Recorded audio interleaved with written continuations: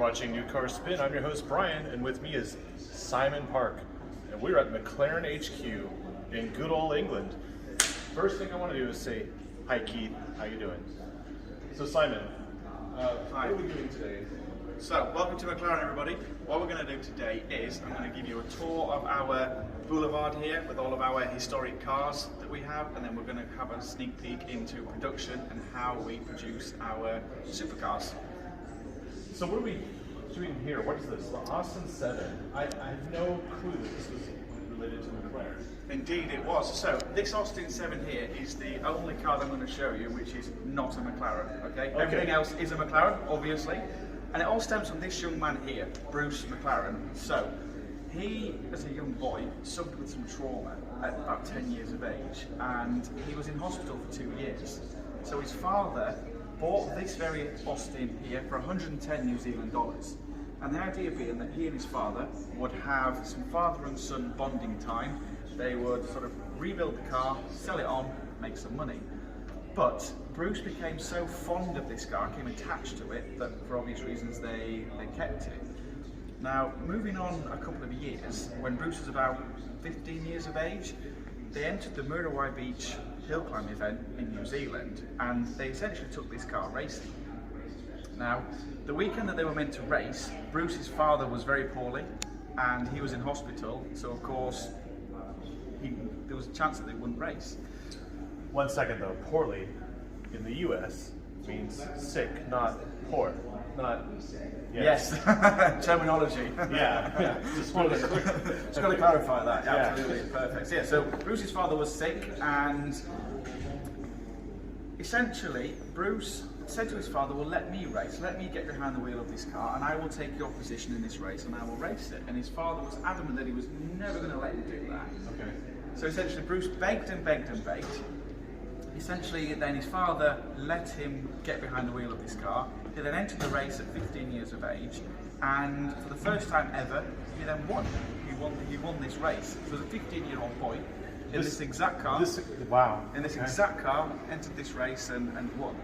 So of course, from that moment onwards, racing was his passion. It was his sheer determination. That's what he wanted to do from here on in. Wow. Now, Jack Brabham, who was a famous Formula One racing driver, spotted the talent within Bruce, brought him over to the UK, and he started racing for Cooper, and then literally just progressed through the ranks all the way to Formula One. Now, Bruce's biggest ambition was to be an own driver in his own car with his own team name. So in 1963, he founded Bruce McLaren Motor Racing, which essentially is what we're here to look at today. Okay, so we start from the Austin 7, racing heritage. Yeah, Mr. McLaren starting his own car company. correct. And that's why we see this here. Indeed we do. Okay, and what year was this? Sometime in the 1954. Okay, so 1954. so we're not talking a long time. This is like Really? this is like my parents would still be alive. Sure, Yeah. sure. Okay. Yeah, so Wow. it's, and this, I said, this car has got genuine battle scars as such.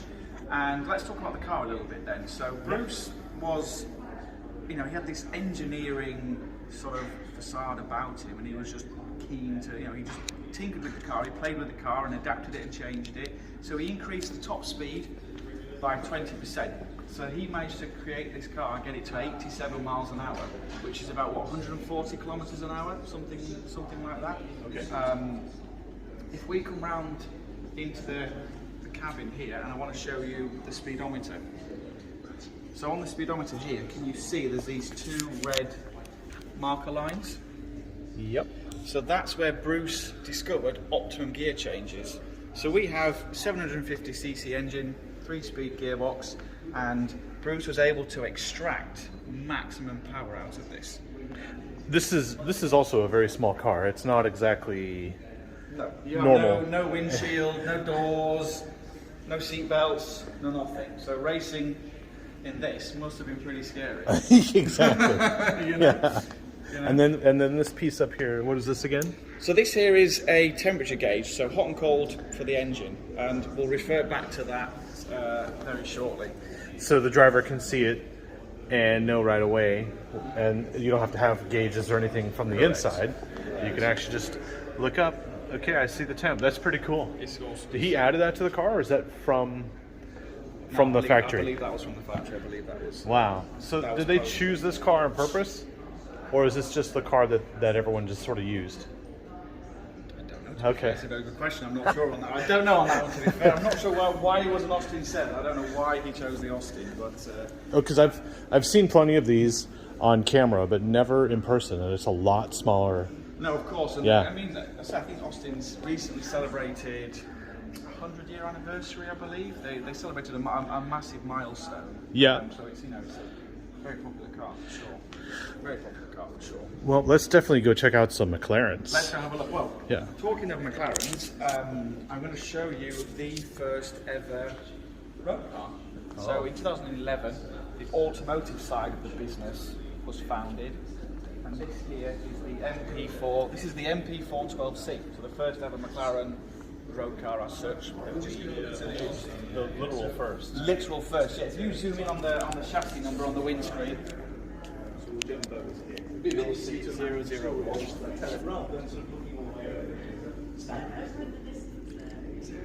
Pretty special, and to say it's we're coming into our second decade. This car still looks gorgeous. It's still a stunning looking car. It is.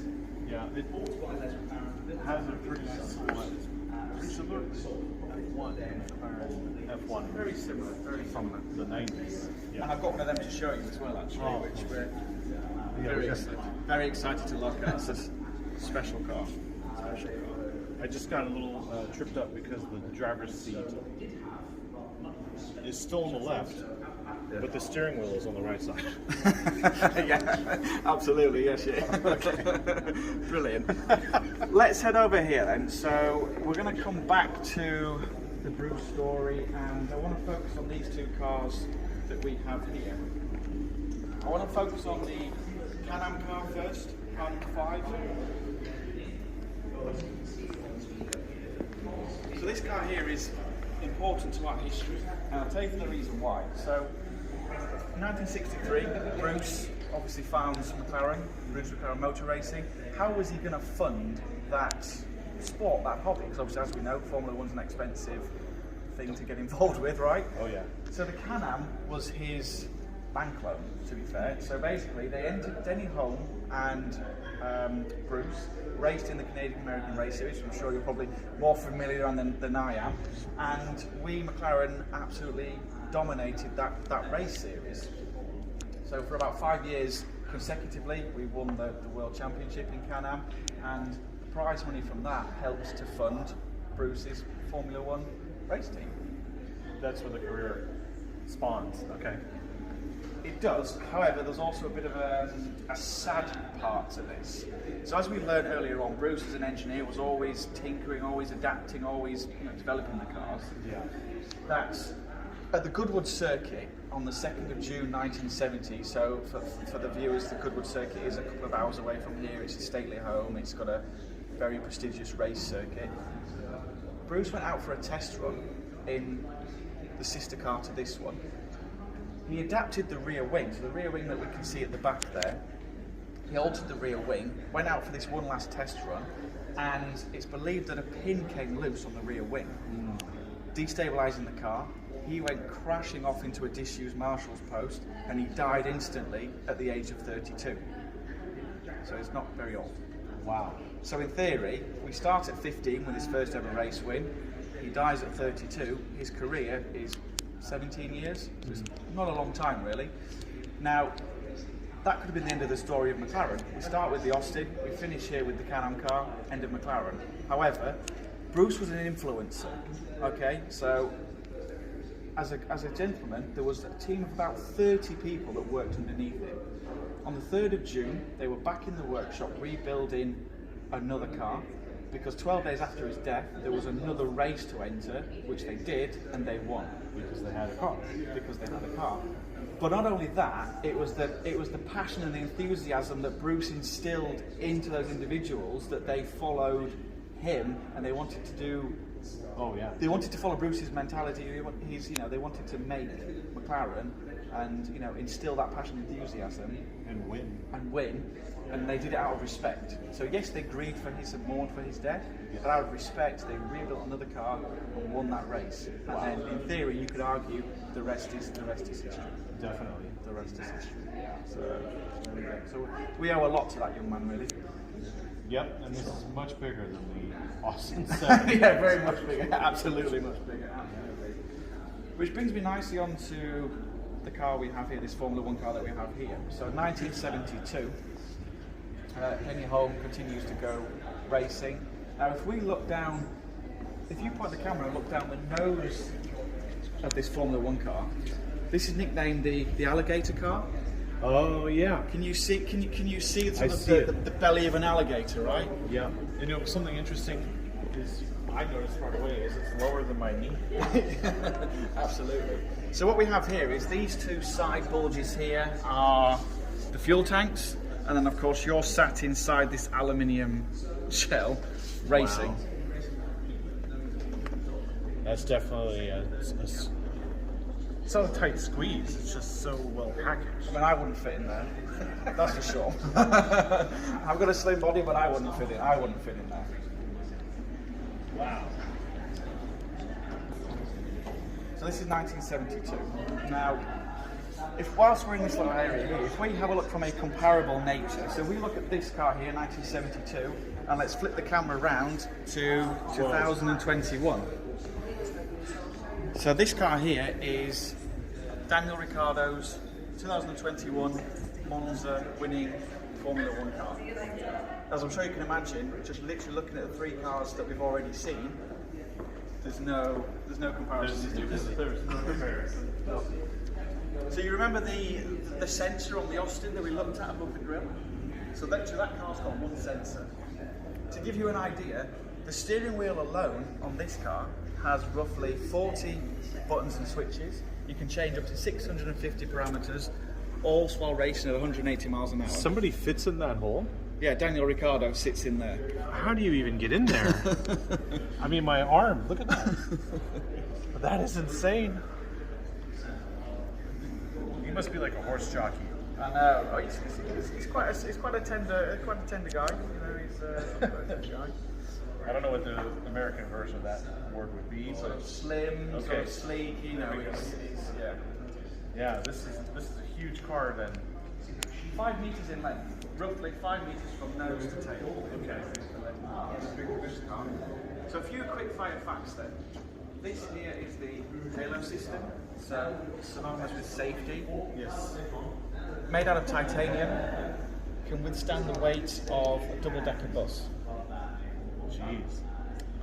The driver, when they're sat inside the cockpit here, can experience up to 6G, which is more than an astronaut on takeoff. Temperature-wise, up to 50 degrees C. So if we take the Singapore Grand Prix, for instance, during that 2-hour race, the driver on average could lose between 2 to 3 kilos of weight. Okay. That's one of the most demanding race circuits out of the whole calendar. Yeah, because it's easy to see how like golf or hockey or football is a sport. But then you look at auto racing and you're like, how is that a sport?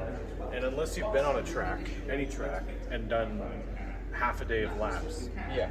you don't realize the dehydration. Of course, and there's a all lot of the more endurance. to it than most people think, really, which is great. Yeah, It's And nice. so when you're talking this kind of force, you have to be an athlete. Of course, Yeah. you do. You can't just be a driver. No, this is it. There's a lot more. There's a lot more to it. You need to be very small. Brilliant, perfect. Okay, so we've jumped to this side of HQ, and what are we looking at here, Simon? We have 1974. We're going to 1974 now, and Emerson Fittipaldi joins McLaren, and this is the first constructors and drivers championship winning Formula One car that we have on the grid here. Okay. So you can see we've lost the orange now. We've gone to red and white. We saw a lot of orange previously. Now, Texaco and Marlboro were Emerson Fittipaldi's personal sponsors, so of course money talks, and that's why now we have to. The cars are painted in this colour here. Yeah. I want to show you something special though. So down here in the cockpit there, you can see Emerson Fittipaldi has actually signed the car, which I think is really special. Yeah. And that reiterates what I was saying what we were saying earlier on about, you know, these cars being genuine. You know, they're not replicas; they are the genuine article. This has been on the track. And it has Exactly been in that. races and it's And won. it gives you goosebumps. You know, you think of the blood, sweat, tears, success. The story is all behind everything that I'm showing you. It just gives you goosebumps. It just, you know, it's emotional connect. It's emotionally connecting. I'm definitely, it's Yeah. you get that excitement, and it's something that starts in the core, right? And you're like, I can't believe I was here and I did that. And then you may go home and you're like, what I should have done was just touch it. There you go. It's fine. You carry on. You carry on. You're more than welcome to do so. This is really cool too. This is the differential. Yeah, so you'll notice that we have, you know, just in the last couple of cars that we've looked at, you know, it's open engine powertrain at the back, and there's no covers or anything like that. You know, if you look at the inboard brakes, and it's so fascinating to see all of the inner workings of the car, you know, and what goes into making it a racer. Yeah, there's so much innovation on this. And innovation is something that carries through with McLaren to our current day, to our current cars that we. So they worked with Ford at this time with the engine block. Correct. Okay, so Cosworth. Ford Cosworth. It's Cosworth. Ford Okay. Cosworth, yeah, that's correct. Wow. What we're going to do now, gents, is we're going to pause the Formula 1 story and the Bruce story, and we're going to have a look at automotive. So I'm going to show you some automotive cars now. Perfect, let's do that. So this is obviously my favorite part of the tour, even though I've never done the tour, because the F1 is right here in front of me. McLaren F1, what a special car this is. And I was a kid when this car came out, so this is like 90s, mid-90s, late 90s? 1993. So 1993, we produced this, the McLaren F1. Now the story of how the F1 came about actually goes back to 1988. So this actual F1 here is the car that achieved 240.1 miles an hour. This was the fastest car. Correct. Naturally aspirated BMW V12 With a gold-lined engine bay. gold line engine, yes. And the iconic central driving position. If we have a look inside, Oh, this car. Oh. This was it for me. This was... no, absolutely. Yeah. This is a special car. There's only 106 of these ever produced, so it's a super rare car. Can we open the engine bay? Let's have a look. There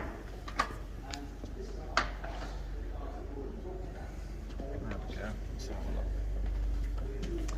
BMW. There she is. Very nice. Carbon fiber. And this was back then. This was 93? 92? 93. So I you think that's even Oxford green BMW paint. So you think of where we've come, you know, how far we've come to now in current day. There's your gold lining on the underneath there as well. Yeah. This car today is what? A couple $1 million. So in 1993, it was the world's first $1 million supercar. Okay. If you were to buy one of these today, you would need roughly 24 million US dollars. Yeah. Okay. 24 million US dollars for one of these. It's a super rare car, but of course, I mean, the heritage of it speaks volumes. Unless you're Rowan Atkinson, Mr. Bean. Yes, Yeah. absolutely, yes. And then it's just a daily driver. It's just another car. This is it. This is it. So they went from Ford in the 70s to BMW at this point. Correct. Okay. Yeah. For these three cars I'm going to show you here. It's so nice that we're able to touch these cars and, you know, get this close to them. It even smells good. Like It does. It's still got the new car smell. that Yeah. new BMW leather interior smell. I don't know who made the leather, but Indeed, yeah. So this car here then is an F1 LM. The story of this car goes back to the 24 Hour of Le Mans. So there's normally a car that will sit in between these two. Now we went to the 24 Hour of Le Mans, and as a debut manufacturer, we came 1st, 3rd, 4th, 5th, and 13th. So for any manufacturer, that's a phenomenal achievement, really. And to celebrate those positions, we created this here, the F1 LN. So there's one for each position that we came, so to speak. Yep. This just speaks volumes, right? So this is the road version of what would be the race version, that sits in the middle, and then you've got the race version of the road car, which is this one here, the F1 that we looked at previously. And they don't really have too many changes. They have some aero stuff going on. Correct. Yeah. But it's really Now, an evolution. It's not like a hardcore change. Yeah, right? it's just a celebration of it. Right. If we move forward a couple of years and let's go to 1997, we go back to the 24 Hour of Le Mans with this car here, the F1 GTR. Now, it's an F1, as we've seen with these two cars here, but it's longer. Can you see the length difference? You know what this looks like right away? Go on. The speed tail. It does. Yeah, there's family value sort of there. I see it. It's crazy. This is a 97. Indeed. But it is longer and wider, and it's way more aerodynamic in the back. Well, talking of that then, so we go to 24 Hour of Le Mans, and unfortunately we come second. Obviously we wanted first, but we came second. However, we did win the GT1 class. Okay. So the GT1 class with this car we entered, and we came first. Now in Formula One, a tenth of a second is a big margin, right? So this car won the GT1 class 30 laps ahead of second place. So over the 24 Hours of Le Mans, it was 30 laps ahead of second place. That's half an hour at least. At least. Wow. And so this car here then is the father figure to the long-tail sub-brand of cars that we have. So if you're familiar with the 765 LT, the 675 LT, that model range comes from this car here. This is the father figure to those cars because of the success. And, So moving on the automotive story then, I'm going to show you some Ultimate Series cars now. So these three here are just an example of Ultimate Series cars which are £1 million plus. So we have McLaren P1, McLaren Senna, and then we've got the Speedtail on the very end, which we'll work our way to very soon. Okay. So what's special about the P1 is this was the world's first hybrid powered supercar. So we started off with the MP412C, and then a couple of years later we introduced this. So from an automotive company to go from the MP412C to a hypercar, that's pretty special, right? Right. Pretty special. I'd like to talk to you about design at this point. So our designers are incredible at what they do, and they spend hours, clay, sketching, etc. But nature plays a bit of a part in what they do as well. So nature is obviously the best at what it does. So this P1 here has the stance of a cheetah. Okay. It's the fastest land mammal. So it has a stance of a cheetah. When we get to the P1, it's almost like shaped as a teardrop. So that's how we sort of take design inspiration. Can you see where I'm going with this? Yes. Yeah. Because the rear fenders are a little higher up than the front. The haunches, and when a cheetah prowls down and ready to pounce, that's sort of the stance that this car gives you. Let's move on to the Senna. Let's have a look. Let's have a look at the Senna.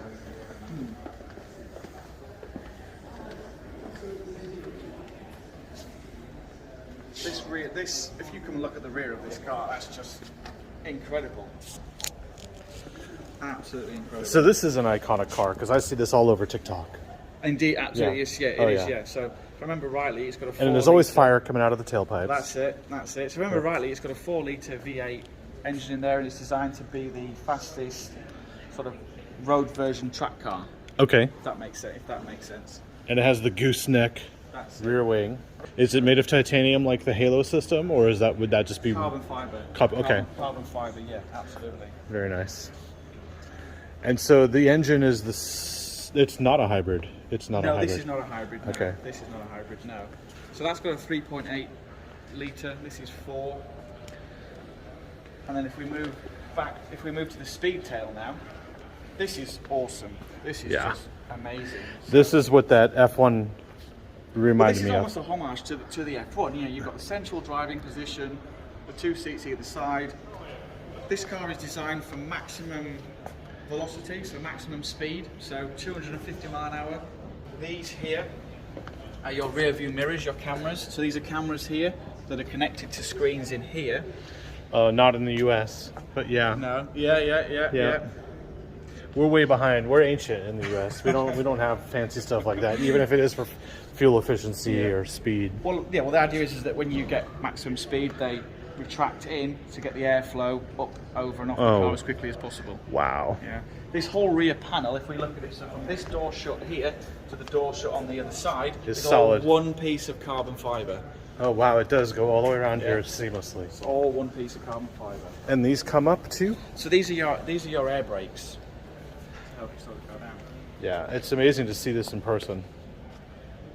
But McLaren doesn't do tours, so no, of course. Ain't happening. This is very special. This is very, very special for sure. Wow.